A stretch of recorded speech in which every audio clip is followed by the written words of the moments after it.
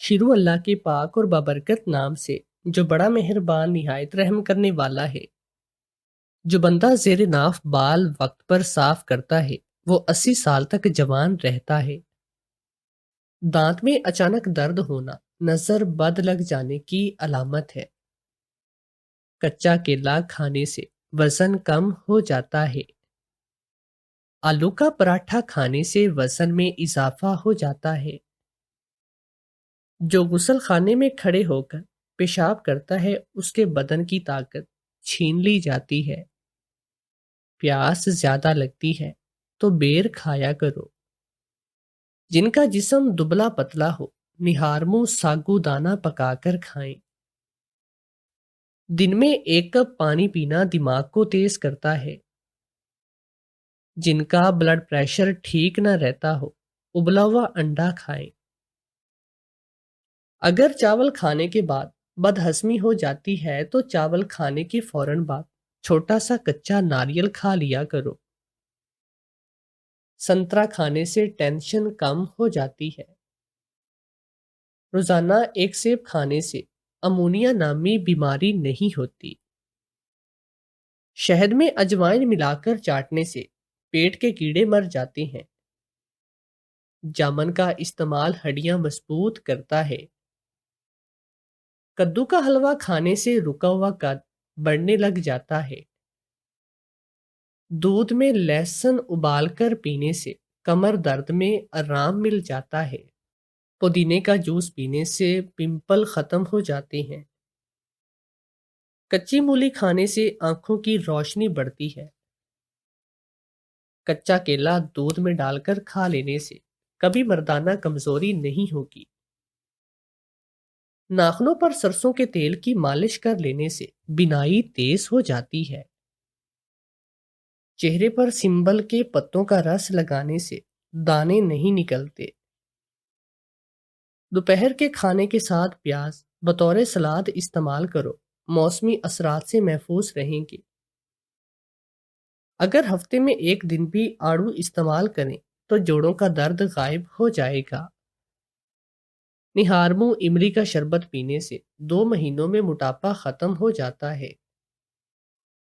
جو لوگ کدو زیادہ استعمال کرتے ہیں وہ پرسکون نیند سوتے ہیں۔ ذہنی تھکاوٹ کو غائب کرنا چاہتے ہو تو گوشت کی جگہ زیادہ سلاد دکھانا شروع کرو، آپ کو ذہنی سکون ملے گا۔ ہلدی جگر کو خراب ہونے سے بچاتی ہے۔ میتھی کی سبزی بنا کر کھانے سے کمر کا درد دور ہو جاتا ہے۔ سوتی کپڑے پر نمک چھڑک کر غیر ضروری بالوں پر رگڑنے سے بال ختم ہو جاتے ہیں۔ جلیبی پٹھوں کے کھچاؤ کو ختم کر دیتی ہے۔ ہاتھ پاؤں میں خوبصورتی پیدا کرنے کے لیے دودھ کی ملائی میں سرکہ ڈال کر کھاؤ۔ مرد کی مردانگی کم ہو تو مرد کو لونگ کا پانی پلاؤ۔ دہی میں چھوٹی الائچی ڈال کر استعمال کرنے سے پیٹ میں گیس نہیں بنتی۔ آلو بخارا دل کے امراض میں فائدہ مند ہے۔ نہارمو اجوے کھجور دودھ کے ساتھ کھا لینے سے دل کے امراض میں آرام ملتا ہے۔ اگر آپ کو پیشاب ہلکا پیلے رنگ کا آئے تو آپ اندرونی طور پر فٹ ہیں۔ آم کا زیادہ استعمال کرنے سے یورک ایسڈ کی بیماری ہو جاتی ہے۔ جڑواں بچے پیدا کرنا چاہتے ہو تو روزانہ کیلے کا ملک شیک بنا کر پی لیا کرو۔ ساگ میں مکھن ڈال کر کھا لیا کرو تو رات کو بار بار پیشاب آنا بند ہو جائے گا۔ بہرے سے اونچی آواز سے بات کرنا صدقہ ہے۔ رات کو خالی پیٹ دوڑ لیا جائے تو 50 سال تک دل کی نسیں کمزور نہیں ہوتی اور نہ ہی دل کا دورہ پڑتا ہے۔ دیور کی موت کے بعد اس کی بیوی کو میری ساس ہمارے گھر لے آئی کہ وہ اداس نہ ہو، مگر دیورانی تو روز باہر نکل جاتی اور مجھے کہتی اپنے شوہر کی قبر پر جا رہی ہوں۔ مجھے اس کی دماغی حالت پہ شک ہوتا مگر اس کے پاس کچھ ایسی چیزیں ہوتی جو میرے دیور کی ہوتی۔ ایک دن مجھے شک ہوا تو اس کے پیچھے گئے، مگر جس آدمی سے وہ مل رہی تھی اسے دیکھ کر میری جان نکل گئی، کیونکہ وہ تو مجھے پہلی نظر میں وہ لڑکی بالکل بھی اچھی نہیں لگی تھی جو میری دیورانی تھی، اور میں تو اسے دیکھ بھی پہلی بار ہی رہی تھی۔ میں حسب معمول گھر کی صفائیاں کرنے سے فارغ ہوئی تو دیکھا کہ میری ساس گھر سے باہر جا رہی ہے۔ میں نے اتنا دھیان نہیں دیا کہ اکثر وہ کسی نہ کسی کام سے چلی جاتی تھی، لیکن میں توقع بھی کر سکتی تھی کہ جب وہ گھر واپس آئے گی تو اس کے ساتھ کوئی اور بھی موجود ہوگا۔ اپنی ساس کے ساتھ اس حسین و جمیل لڑکی کو دیکھ کر میں بہت حیران ہوئی، تو پوچھا، اماں یہ کون ہے؟ تو کہنے لگی، یہ تمہاری دیورانی ہے، یہ اپنے عاصم کی بیوہ ہے۔ اب تمہیں تو پتا ہے کہ میرا بیٹا اس سے دنیا میں نہیں رہا، تو میں اس بیچاری کو کیسے چھوڑ دیتی، بس اس لیے اسے یہاں پر لے کر آئی۔ مجھے حیرانی ساس پر ہو رہی تھی کہ وہ اس کو ہمارے گھر پر کیوں لے کر آئی ہے۔ ٹھیک ہے، اس کے شوہر کی وفات ہو گئی، مگر جب اس کا شوہر ہی نہیں تھا تو اس کا ہم لوگوں سے کیا تعلق تھا؟ یہ اپنے گھر چلی جاتی اور میری ساس بجائے اسے اس کے میکے بھیجنے کی ہمارے سروں پر مسلط کرنے آئی تھی۔ میرا موڈ ناخوشگوار دیکھ کر میری ساس نے آنکھ کے اشارے سے مجھے منع کر دیا کہ فی الحال میں کچھ بھی نہ کہوں، اور اسے کہنے لگی، آؤ میں تمہیں تمہارا کمرہ دکھاتی ہوں، آج سے یہی تمہارا گھر ہے، جس طرح جی چاہے تم ویسے ہی رہنا، ہم سب تمہارے اپنے ہی تو ہیں۔ میں نے اپنی ساس کو حیرانی سے دیکھا کہ یہ وہی ہے جنہوں نے پسند کی شادی کرنے پر اپنے بیٹے کو گھر سے نکال دیا اور اس کی بیوی کو بھی قبول کرنے سے انکار کر دیا تھا، اور آج وہ اس کے مرنے کے بعد اپنی بہو کو قبول کرنے پر بھی تیار ہوئی تھی۔ مجھے تو بہت زیادہ حیرانی ہو رہی تھی کہ سب کے پیچھے اصل میں میری ساس کا مقصد کیا ہو سکتا ہے۔ وہ تو کوئی کام بھی بغیر فائدے کے کرتی ہی نہیں، تو آخر اس لڑکی سے اسے ایسا کیا فائدہ جو اس کے گھر پر لے آئی؟ وہ لڑکی چپ چاپ کمرے میں چلی گئی اور میں وہیں کھڑی حیرانی سے سوچتی رہ گئی۔ میں نے اسی وقت اپنے شوہر کو فون کر کے بتایا تو کہنے لگا، ہاں مجھے اماں نے ذکر تو کیا تھا کہ وہ عاصم کی بیوہ کو گھر لانا چاہتی ہیں، مگر مجھے امید نہ تھی کہ وہ اتنی جلدی اپنی اس بات پر عمل بھی کریں گے، اور اچھا ہی ہے کہ وہ عدت ہمارے گھر پر ہی گزار لی۔ میں نے اپنے شوہر کو کہا کہ تمہاری ماں اس کو ہمیشہ ہمیشہ کے لیے اس گھر میں رکھنے کے چکروں میں لگ رہی ہے، انہوں نے تو عدت کی بات ہی نہیں کی، یہ عدت پوری کرنے کے بعد چلی جائے گی۔ میرا شوہر بھی چپ ہی رہ گیا، وہ بھی کیا کہہ سکتا تھا۔ یہ فیصلہ کون سا اس کی ماں نے ہم دونوں سے پوچھ کر کیا تھا جب سے دیورانی گھر میں آئی تھی۔ میری ساس کی توجہ ہم دونوں میاں بیوی سے ہٹ کر صرف اسی کی طرف ہو کر رہ چکی تھی، اس کے کھانے پینے کا دھیان رکھتی تھی، اس سے باتیں کرتی اور مجھے بھی کہتی کہ اس کا خیال رکھا کرو، اس بیچاری کو اداس نہ ہونے دیا کرو، اس کا شوہر فوت ہوا ہے۔ میں نے اپنی ساس کو سمجھانے کی کوشش کی کہ کیا آپ کو نہیں لگتا کہ جب سے یہ لڑکی آپ کے بیٹے کی زندگی میں آئی تھی، اس بیچارے پر مصیبتیں ہی مصیبتیں آئیں۔ پہلے آپ نے اسے گھر سے نکال دیا، پھر اس کی نوکری بھی چھوٹ گئی، اور پھر وہ اس دنیا کو ہی چھوڑ کر چلا گیا، تو آپ اس لڑکی کو اب ہمارے گھر پر لے آئی ہیں۔ اس کی نحوست کہیں بھی ہمیں نقصان پہنچا دے۔ تو میری ساس نے مجھے غصے سے گورتے ہوئے کہا کہ میں اس کے خلاف ایک بات بھی نہیں سن سکتی۔ میں بہت پریشان ہو چکی تھی کہ اگر ایسا ہی چلتا رہا تو میری ساس صرف اسی کی ہو کر رہ جائے گی۔ مجھے تو یہی بات نہیں سمجھ آ رہی تھی کہ آخر اس لڑکی کو قبول کرنے کی وجہ کیا تھی۔ اگر تو وہ امید سے ہوتی تو میں سمجھ سکتی تھی کہ اپنے ہونے والے پوتے کی وجہ سے میری ساس نے یہ قدم اٹھایا ہے، لیکن میں دیکھ رہی تھی ایسی ویسی بھی کوئی بات نہ ہے، اور اسی لڑکی کا رویہ بھی عجیب ہوتا۔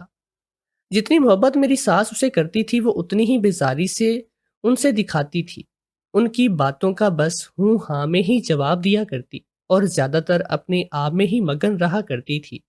میری تو اسے اتنی زیادہ بات چیت ہوتی ہی نہ تھی، اگر میں اسے کوئی بات کر بھی لیتی تو وہ صرف سر ہلا کر ہی جواب دیتی تھی۔ مجھے وہ بالکل پسند نہیں آئی، وہ ایک انچاہے فرد کی طرح تھی۔ ہم لوگ اپنی زندگی میں بہت خوش تھے، میں اپنے شوہر اور 2 بچوں کے ساتھ اپنی زندگی میں مگن تھی، چھوٹا سا گھر تھا، ہم اچھے طریقے سے رہ رہے تھے، میری ساس بھی ہمارے ساتھ ہی رہتی تھی، لیکن اب اچانک سے ایک غیر اور ناپسندیدہ شخص کا گھر میں داخلہ ہم سب کی زندگی کو بہت ہی ڈسٹرب کر گیا تھا۔ کچھ ہی دن تو سکون سے گزرے، لیکن پھر ایک دن میں نے دیکھا کہ وہ گھر سے جانے لگی ہے۔ مجھے بہت غصہ آیا، یہ کیسی لڑکی ہے؟ نہ تو میری ساس سے اس نے اجازت لی کیونکہ وہ سو رہی تھی، اور نہ ہی اس نے مجھے بتایا، کم سے کم گھر سے باہر جانے سے پہلے بتا تو دے۔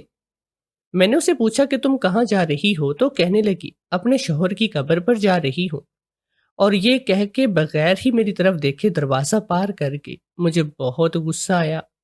میں نے اس کے جانے کے بعد اپنی ساس کو اس کے بارے میں بتایا تو وہ الٹا اسی کی سائڈ لینے لگی اور کہنے لگی کہ تم اس کو بس کچھ مت کہو، बेचारी बड़ी दुखों की मारी है, जवानी में ही अपने शौहर का गम उठा लिया है। ये क्या छोटी बात है, तो इसे जो करती है वो करने दो। मैंने भी सोच लिया कि मैं अब इससे कुछ नहीं कहूंगी। जब मेरी सास को ही कोई मसला नहीं तो मैं क्यों बुरी बनूं। और मेरे शौहर ने भी मुझे यही कहा कि फिलहाल इस पर तुम्हें तवज्जो देने की कोई ज़रूरत नहीं। मैं वाज़े तौर पर महसूस कर रही थी कि मेरे शौहर को भी इसके आने से मसले मसाइल हो रही हैं। लेकिन उसकी एक बात अच्छी थी कि वो घर में भी अपने काम से ही काम रखा करती। ज्यादातर वक्त अपने कमरे में ही गुजारती थी। मुझे लगा था कि शायद वो बस एक दिन ही जाएगी, लेकिन अब तो वो रोजाना घर से बाहर निकल जाती और यही कहती कि मैं कब्रिस्तान जा रही हूँ। मुझे इस बारे में शक ही होने लगा था कि ये रोज रोज कब्रिस्तान क्या करने जाती है। मुझे इस बारे में भी जानने का तजस्सुस सा लगा। आखिर ये अपने घर वापस क्यों नहीं गई। जब मैं शादी होकर इस घर में आई थी, मेरा देवर काफी छोटा था। वो अपनी पढ़ाई पूरी कर रहा था। ज्यादातर तो वो हॉस्टल में ही रहता। कभी कभार आ जाता। मुझे बहुत अच्छा लगता। उसकी आदतें बहुत अच्छी थी। हर एक के साथ बहुत ही तमीज और सलीके से बात करता। मैंने तो दिल में सोच रखा था कि जब उसकी पढ़ाई पूरी होगी तो मैं अपनी छोटी बहन के लिए उसका रिश्ता मांग लूंगी। अम्मा को मेरी छोटी बहन की बहुत फिक्र लगी रहती, तो बस मैंने सोच लिया कि जल्द से जल्द इन दोनों के रिश्ते की बात अपनी सास से करूं। लेकिन इससे पहले मैं ये बात करती, मुझे अपनी सास का पता चला कि वो तो मेरे देवर आसिम के लिए अपनी भतीजी को लाने का सोच रही हैं। वो जिस लड़की को मेरी देवरानी बनाने का सोच रही थी वो एक नंबर की होशियार और चालाक लड़की थी, और मुझे एक आंख भी नहीं भाती। मुझे तो सोच सोचकर ही घुटन होने लगी। अगर वो मेरी देवरानी बनकर आ गई तो मैं उसके साथ कैसे गुजारा करूंगी। लेकिन शुक्र है कि आसिम ने उन्हें मना कर दिया कि वो उससे शादी नहीं करेगा।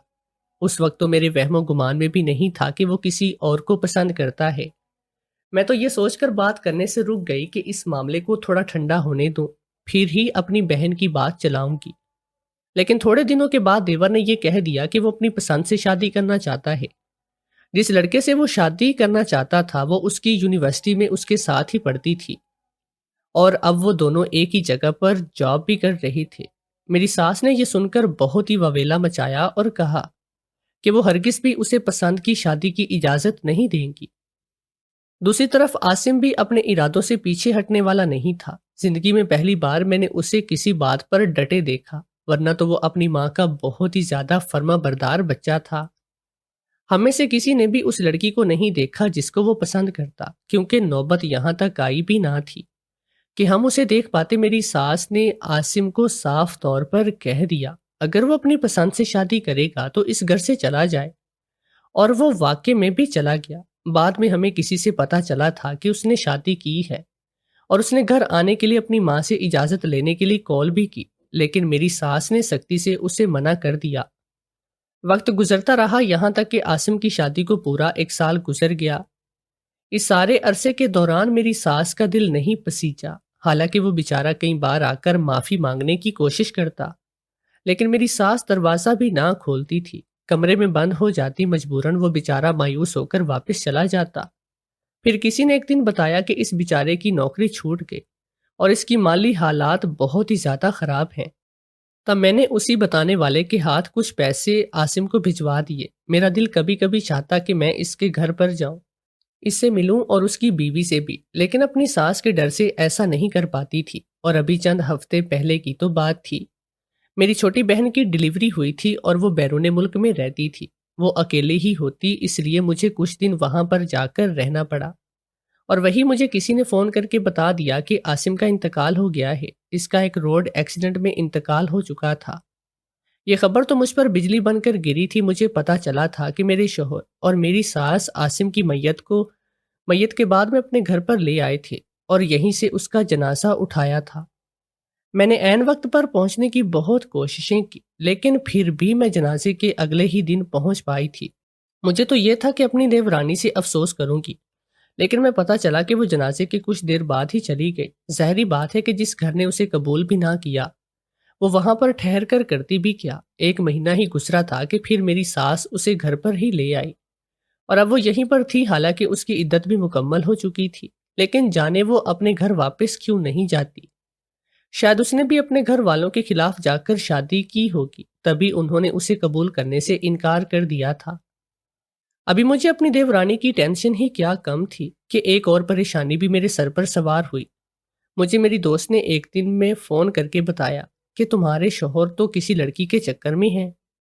کہنے لگی کہ میں نے ان کو ایک ریسٹورنٹ میں اس لڑکی کے ساتھ بیٹھے کھانا کھاتے دیکھا تھا، اور مجھے لگ رہا تھا کہ ان دونوں کے بیچ میں کچھ تو ہے۔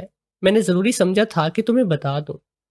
میں نے اسے جھٹلا دیا کہ ضرور تمہیں کوئی غلط فہمی ہوئی ہوگی، اول تو میرے شوہر ایسے نہیں، اور دوسرا وہ لڑکی ان کے آفس کی کولیگ یا کوئی کلائنٹ ہوگی۔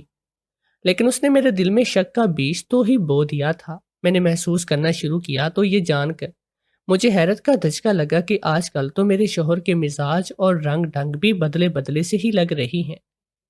وہ پہلے سے زیادہ تیار ہو کر باہر جانے لگے تھے، اور آج کل وہ فون پر بھی بہت زیادہ مصروف رہنے لگے تھے۔ مجھے اپنی دوست کی بات سچ ثابت ہوئی محسوس ہوئی تھی، اور میں گھبرا گئی کہ میں اپنا گھر ٹوٹنے سے کیسے بچاؤں۔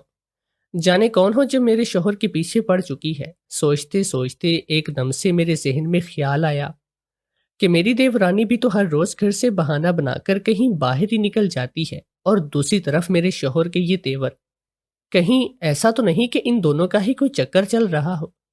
یہ بات مجھے ماننے میں تو نہیں آ رہی تھی، کیونکہ میرے شوہر تو اس کے یہاں رہنے پر سب سے اعتراض تھا، لیکن پھر میں نے سوچا کہ مرد ذات تو ہوتی ہی بے وفا ہے، کیا پتہ ان کی نیت بدل گئی۔ میں بغیر ثبوت کے کسی سے بھی یہ بات نہیں کرنا چاہتی تھی، اس لیے سوچا کہ پہلے اپنے طور پر اس معاملے کی خود تحقیق کروں۔ اگلے دن میری دیورانی گھر سے باہر نکلی تو میں بھی چوری چوری اس کے پیچھے جانے لگی۔ میں دیکھنا چاہتی تھی کہ وہ قبرستان جاتی ہے یا کہیں اور میرا شک بالکل درست ثابت ہوا۔ وہ قبرستان نہیں جا رہی تھی، بلکہ وہ تو ایک ریسٹورنٹ میں داخل ہو رہی تھی۔ تھوڑی دیر کے بعد جس آدمی سے وہ ملی، اسے دیکھ کر تو میرے قدموں تلے سے زمین نکل گئی۔ وہ تو میرا شوہر ہی تھا۔ اس کا مطلب تو صاف تھا کہ یہ دونوں مل کر مجھے بے وقوف بنا رہی ہیں، اور یہ لڑکیاں سہارے کی تلاش میں میرے شوہر کو پھانس رہی تھی۔ میں کسی بھی طرح سے اپنا گھر بچانا چاہتی تھی، اور یہ بھی معلوم نہیں ہونے دینا چاہتی تھی کہ میں ان دونوں کی حقیقت جان چکی ہوں۔ میں جو بھی کرنا چاہتی تھی بالکل خاموشی سے کرنا چاہتی تھی۔ سب سے پہلے تو میں نے یہی سوچا کہ میں اس لڑکی کے گھر کا پتہ چلاؤں گی، یہ کہاں پر رہتی تھی، اس کے گھر والے کون ہیں، پھر اس کے گھر جا کر بات کروں گی اور انہیں مناؤں گی کہ اسے یہاں سے آ کر لے جائیں، ورنہ یہ میرا گھر توڑ دے گی۔ مجھے امید تھی کہ شاید یہ منصوبہ کام کرے گا۔ میں نے عاصم کے ایک بہت ہی قریبی دوست کا فون کیا اور اسے کہا عاصم کے سسرال والوں کا پتہ بتا دے۔ وہ دینے پر تیار نہیں ہوئے، لیکن میرے بے حد اصرار کرنے پر اس نے مجھے اس کا ایڈریس دے دیا۔ اگلے دن جب میں دیے ہوئے پتے پر پہنچی تو میرا دل بہت ہی بری طرح سے دھڑک رہا تھا کہ میں کیا کہہ کر اپنا تعارف کرواؤں گی۔ کیا پتا وہ لوگ میری بات سنیں ہی نہ، اور کہیں جب ہم نے اپنی بیٹی سے کوئی تعلق نہیں رکھا تو اس کی جٹھانی سے ہمیں کیا واسطہ۔ لیکن میں پھر بھی ایک کوشش تو کرنا چاہتی تھی، کیا پتا وہ اپنی مرضی سے ہی یہاں نہ آنا چاہتی ہو، اس لیے میرے شوہر کے پیچھے پڑی ہو۔ بہرحال میں نے سب سوچوں کو دماغ سے نکال کر دروازے پر دستک دے ڈالی۔ دروازہ جس عورت نے کھولا تھا، میں نے اسے اپنا تعارف کروایا کہ میں آپ کی بیٹی کی جٹھانی ہوں، عاصم کی بھابھی ہوں۔ مجھے لگا تھا کہ شاید وہ میرا تعارف سن کر بہت ہی غصے میں آئے گی، لیکن وہ تو بہت خوش ہوئی اور مجھے کہنے لگی اندر آ جاؤ، میں نے عاصم کے منہ سے کئی بار تمہارا تعارف سنا ہے، وہ ہمیشہ تمہاری ہی تعریف کیا کرتا تھا۔ میں اندر جا کر بیٹھ گئی تو وہ عاصم کے بارے میں بات کرنے لگی۔ وہ بڑا اچھا بچہ تھا، اس کی باتوں سے میں اندازہ لگا لیا کہ اس کے عاصم کی شادی میں ان لوگوں کی پوری مرضی تھی۔ اگر ایسا تھا تو انہوں نے اپنی بیٹی کو کس حق سے ہمارے گھر میں چھوڑا ہوا ہے؟ انہیں چاہیے تھا کہ اپنی بیٹی کو اپنے گھر میں رکھتے۔ ابھی میں ان سے یہ بات کرنے ہی لگی تھی کہ مجھے کہنے لگی تم بیٹھو، میں اپنی بیٹی کو بلا کر لاتی ہوں، مجھے معلوم ہے کہ تم اسی سے ملنے آئی ہو۔ اس کی عدت تو ختم ہو گئی، لیکن پھر بھی اس نے لوگوں سے ملنا جلنا چھوڑ رکھا ہے۔ شوہر کی جدائی نے اس بیچاری کی حالت بہت خراب کر دی۔ یہ سن کر میں چونک پڑی کہ یہ کیا کہہ رہی ہے، کیا وہ یہاں پر آئی ہے؟ لیکن جب میں گھر سے نکلی تو وہ گھر پر تھی۔ مجھے کچھ سمجھ میں نہیں آیا کہ وہ کیا کہہ کر گئی ہے۔ تھوڑی دیر کے بعد وہ ایک لڑکی کے ہمراہ اندر داخل ہوئی۔ یہ ہے عاصم کی بیوہ اور میری بیٹی۔ میرے سر پر تو جیسے قیامت ٹوٹ پڑی۔ میرے سامنے بالکل اجنبی سی لڑکی کھڑی تھی جو خود کو عاصم کی بیوہ کہہ رہی تھی۔ تو وہ جو لڑکی میری دیورانی بن کر اس وقت میرے گھر میں موجود تھی، پھر وہ کون تھی؟ میرا سر چکرانے لگا، میں گرنے ہی لگی تھی کہ اسے لڑکی نے جلدی سے آگے بڑھ کر مجھے سہارا دیا اور پانی پلایا۔ اس کے بعد میں وہاں پر زیادہ دیر رک کر نہیں پائی تھی۔ مجھے سمجھ آ گیا تھا کہ ضرور کوئی بہت ہی بڑی سازش ہمارے گھر میں ہو رہی ہے۔ آخر وہ لڑکی کون تھی جو میری دیورانی کی جگہ پر آئی تھی، اور اس کو ہمارے گھر میں آنے کا مقصد کیا تھا؟ جانے میری ساس کو بھی اس کی حقیقت تو معلوم تھی یا نہیں، لیکن پھر میں نے سوچا میں تو عاصم کے جنازے پر نہیں تھی، لیکن یہ تو موجود تھی۔ انہوں نے تو دیکھا ہی ہوگا کہ عاصم کی بیوی کون ہے، تو ایسے کیسے یہ انجان لڑکی کو اپنی بہو بنا کر گھر میں لا سکتی ہیں؟ تو اس کا مطلب تو یہی بن رہا تھا کہ اس سازش میں میری ساس بھی شامل تھی، بلکہ ساری سازش اسی کی تھی۔ وہی کسی اور لڑکی کو بہو اور اپنے بیٹے عاصم کی بیوہ بنا کر اپنے گھر میں لے آئی۔ لیکن آخر ان کو یہ سب کر کے کیا ملنا تھا؟ انہوں نے ایسا کیوں کیا تھا؟ وہ چاہتی کیا تھی؟ ان سب سوالوں نے میرے دماغ میں کھلبلی سی مچا دی، اور مجھے ہر صورت ان کا جواب جاننا تھا۔ میں گھر پر آئی تو میری ساس کے ساتھ بیٹھی ہنس کر باتیں کر رہی تھی۔ اس سے پہلے تو میں نے اسے کبھی نہیں دیکھا کہ وہ ساس کے پاس بیٹھی ہو۔ مجھے دیکھ کر وہ ہم دونوں کے ایک دم سے چپ ہو گئے۔ میں اپنی دیورانی کو گھورنے لگی تو میری نظروں سے وہ گھبرا کر اٹھ کھڑی ہوئی۔ وہ اندر چلی گئی۔ اب تھوڑی تھوڑی سمجھ آ رہی تھی کہ ضرور میری ساس اسے اپنے بیٹے کی زندگی میں لانے کے لیے اس کے گھر میں لائی ہوگی، اور میں نے اپنے شوہر کو بھی تو اس کے ساتھ ریسٹورنٹ میں دیکھا تھا۔ تو کیا میرا شوہر بھی اپنی ماں کے ساتھ اس سازش میں شریک تھا؟ لیکن آخر وہ دوسری شادی کرنا ہی کیوں چاہ رہا تھا؟ اسے کس چیز کی کمی تھی؟ ہمارے درمیان نہ تو کبھی کوئی ناراضگی ہوئی، اور نہ ہی کوئی ایسا ویسا جھگڑا جس کی بنا پر یہ نوبت آتی۔ اب تو ایک ہی حل تھا کہ میں ان دونوں کو پھر سے ملتے ہوئے رنگے ہاتھوں پکڑتی اور ساری سچائی انہیں سے جانتی۔ اور میں نے اگلے ہی دن یہی کیا۔ جب وہ گھر سے باہر نکلے تو پھر سے اسی دن کی طرح اس کے پیچھے تھی، اور جب وہ میرے شوہر سے مل رہی تھی تو میں نے اچانک ان دونوں پر چھاپا مار دیا۔ وہ مجھے دیکھ کر بہت ہی گھبرا سی گئی۔